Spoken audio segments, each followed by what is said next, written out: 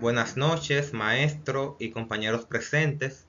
Yo soy Marcos Peña y me tocará abordar el tópico de indicadores macroeconómicos claves y más adelante del ámbito fiscal y monetario.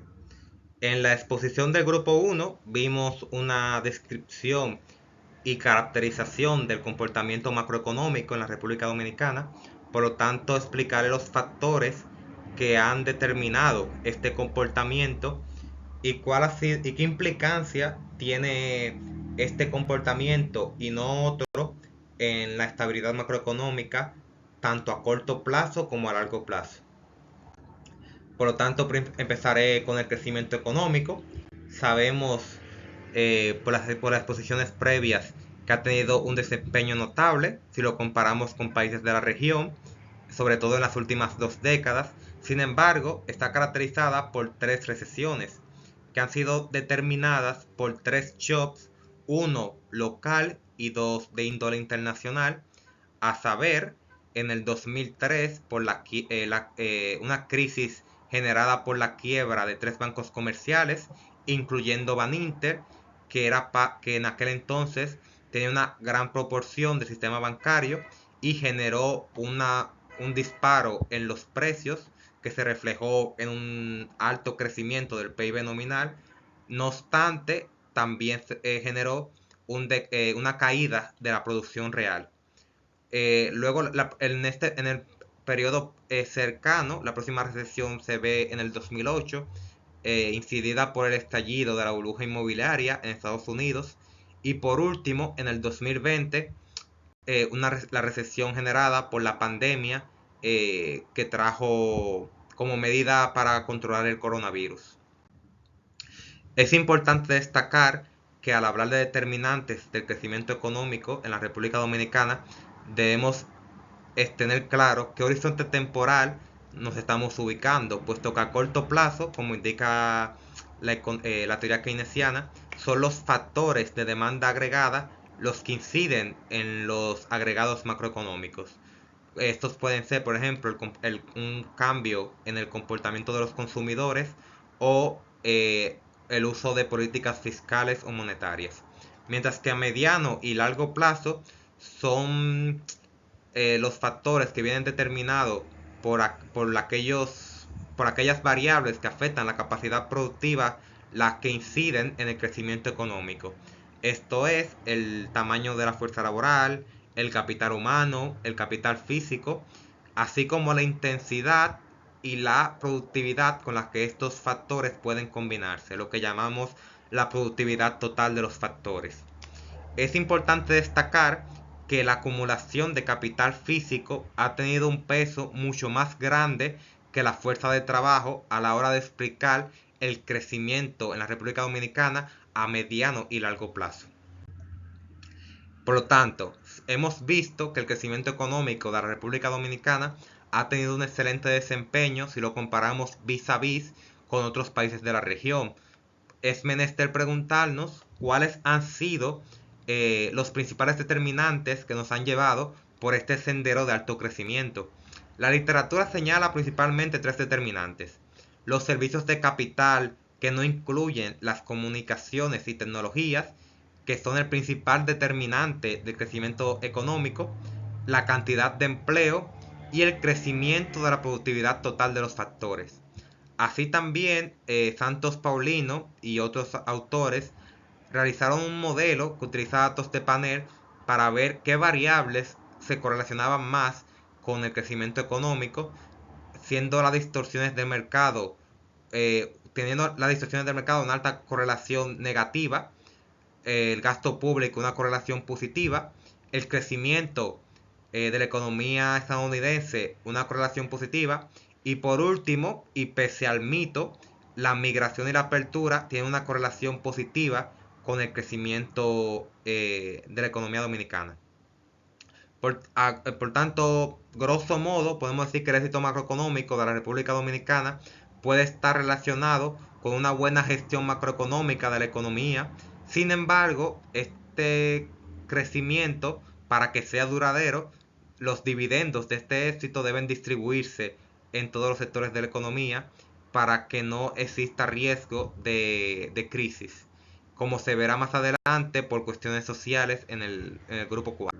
Ahora voy a abordar los factores que han determinado el comportamiento de los precios. Ya vimos con la exposición del grupo 1 que el comportamiento de los precios, por tanto es importante ahora señalar qué fenómenos han incidido en su comportamiento.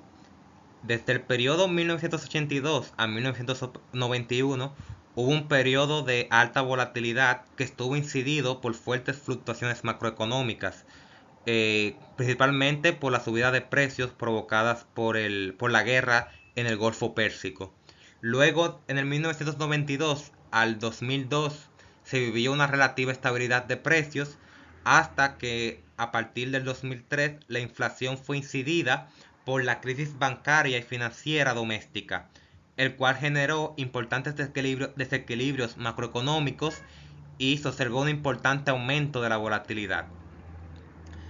Posterior a la crisis de 2003, pese a una importante incidencia del precio del petróleo y la crisis de las subprimes en Estados Unidos, a partir de 2005 se verifica el periodo de menor volatilidad de la inflación en los últimos 40 años, especialmente luego de la adopción del esquema de metas de inflación a partir del 2011. Y por último, vemos una subida y un apreciable repunte en la volatilidad asociado a las condiciones sanitarias adversas y a un contexto más incidido por la incertidumbre generada por el COVID-19. Ahora abordaré el mercado de trabajo, que tiene una incidencia social, que será abordada por el grupo 4, y una incidencia económica, que indica que cuando hay una alta tasa de desempleo es una señal de que la economía no está utilizando algunos de sus recursos, en este caso humanos, de una manera eficiente. Una característica importante del mercado laboral es su alta incidencia de la informalidad, sobre todo en comparación con otros países. Y esto tiene implicancias negativas, puesto que la informalidad está vinculada a menores ingresos. La alta informalidad, acompañado de un bajo capital humano, ha llevado a un estancamiento de los salarios reales. Es decir, a pesar de que ha habido un aumento en la productividad laboral, sobre todo a partir de la década de los 2000, esta ha ido acompañada de forma opuesta a un estancamiento de los salarios reales, así también como con la existencia de barreras a la movilidad de factores y una alta rigidez nominal en los salarios. Por tanto, mejorar la calidad de los empleos en el mercado laboral dominicano es un desafío más imperativo que simplemente aumentar la cantidad de empleos. Son principalmente 5 factores los que han contribuido a la supresión del crecimiento de los salarios reales. Dos por el lado de la oferta laboral, que es el aumento prolongado de las tasas de participación en la fuerza laboral, así como la existencia de discriminación de género. Y por el lado de la demanda laboral, un ajuste rezagado de los salarios mínimos, una alta concentración de mercado y un comportamiento anticompetitivo en varios sectores económicos. Por tanto, las medidas para corregir estas fallas de mercado o de las políticas podrían conducir a mejores resultados en el mercado laboral y al mismo tiempo mejorar la calidad del empleo, que es en última instancia lo que se busca. Muchas gracias. Ya finalizado el tópico sobre los agregados macroeconómicos, empezaré a abordar el ámbito monetario y fiscal, empezando por la política monetaria. Es importante preguntarnos cómo hemos llegado hasta aquí y cuáles son los factores que han llevado a la estructura monetaria actual. Lo primero es que la creación del Banco Central empieza en 1947, durante el régimen dictatorial de Trujillo. Se realizó un cambio a la Constitución, eliminando un artículo que prohibía la creación de dinero. Y a partir del 1965 empieza su objetivo inicial, que es el de financiamiento para el desarrollo de sectores específicos de la economía, incluidos la construcción y el turismo. Esto cambia a partir de la crisis que se genera debido al fraude y la quiebra de 3 bancos, incluidos el banco de Baninter, y puesto que este representaba una parte considerable de los activos bancarios totales, y esta crisis genera un cambio de paradigma. A partir del 2005, el Banco Central llega a un acuerdo con el Fondo Monetario Internacional y adopta objetivos agregados monetarios para la política monetaria. A pesar de las difíciles circunstancias para la economía después de la crisis bancaria, este cambio de paradigma permitió que la política monetaria ayudara a la recuperación económica y la inflación anual cayó a menos de 2 dígitos. Luego, a partir del 2011, con el cambio hacia las metas de inflación, es decir, que en vez de utilizar como variable instrumento en los agregados monetarios, se empezó a usar la variable de la tasa de interés para afectar e incidir sobre la estabilidad macroeconómica. Y a partir de aquí se vio un incremento en las reservas internacionales que aumentaron en 600 millones de pesos desde 2004 a 3.500 millones de pesos en 2011. Las metas de inflación, que como dije se implementaron a partir de 2012, se implementaron, pues se argumentó que los objetivos monetarios ya no eran adecuados para controlar la inflación, ya que la relación entre ambos se había desvanecido con el tiempo.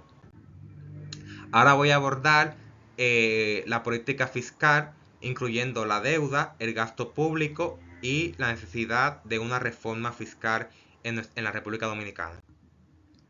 La importancia de la política fiscal. La política fiscal tiene efectos a corto y largo plazo.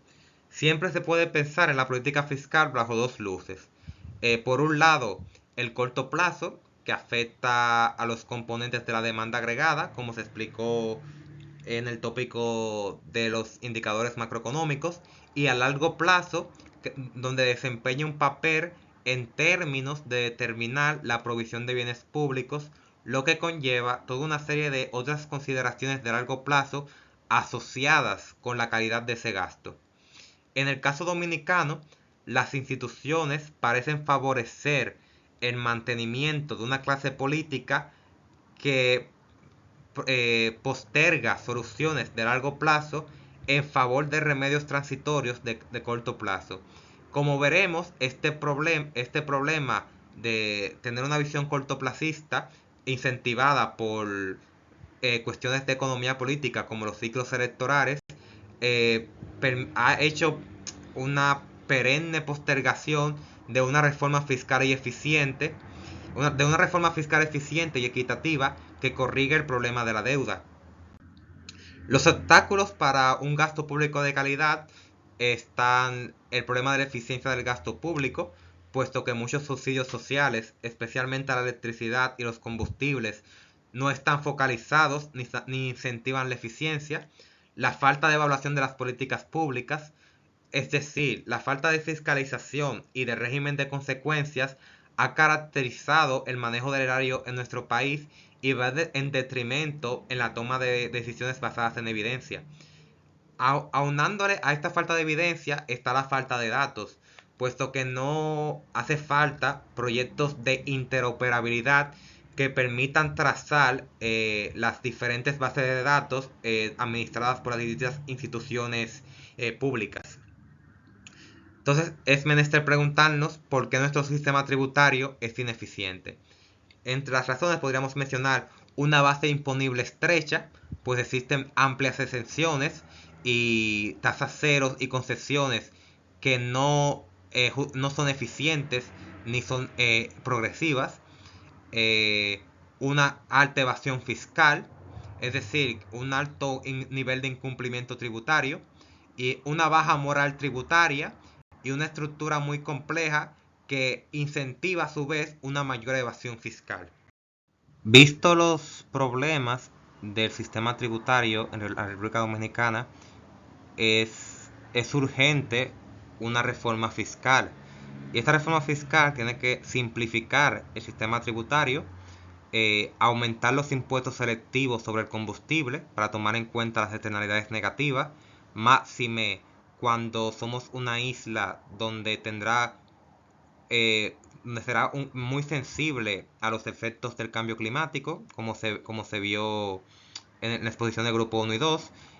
Las reformas fiscales deben introducirse gradualmente para que tengan apoyo público y en forma de conclusión, el Código Tributario Dominicano necesita esta reforma fiscal puesto que no se ha mantenido al día con la estructura cambiante y las necesidades de la economía y sistema de recaudación de impuestos, puesto que este está lleno de exenciones que limitan significativamente la base imponible.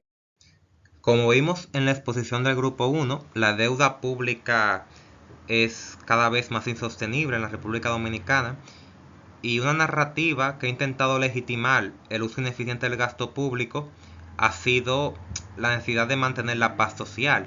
Detrás, claro, sirve como eufemismo para esconder el incentivo pernicioso relativo a la captación de votos y a los ciclos electorales. La crisis del coronavirus y la combinada con la invasión rusa de Ucrania ha proporcionado una nueva narrativa que es hablar de la excepcionalidad. No obstante, un continuo uso de estas malas prácticas incrementa la incertidumbre y hace cada vez más insostenible la deuda pública. Como vemos, si bien en el aspecto monetario ha habido una gran estabilidad en la República Dominicana, por el lado de la situación fiscal existen muchas fallas, tanto en el sistema tributario como en el manejo del gasto público. Esto principalmente porque existe mucha discrecionalidad, poca disciplina fiscal y una visión cortoplacista. Esto ha llevado a que muchos autores recomienden la necesidad de imponer reglas fiscales que incentiven un comportamiento, junto con un comportamiento procíclico de las variables fiscales, eliminar el sesgo hacia el déficit. No obstante, hay que tomar en cuenta que estas reglas sirven de poco si no hay unas instituciones robustas y pluralistas que permitan llevar a cabo esas reglas fiscales, que es lo que se conoce como disciplina fiscal, y que sirvan como contrapeso hacia incentivos perversos que podrían generarse por los ciclos electorales o por el mal manejo de los recursos del erario público. De hecho, en la mayoría de los países desarrollados existe una buena correlación con la cantidad de reglas fiscales que permiten un uso eficiente del gasto público y que permite una sostenibilidad de la deuda. Eso sería todo por mi parte. Muchísimas gracias por la atención.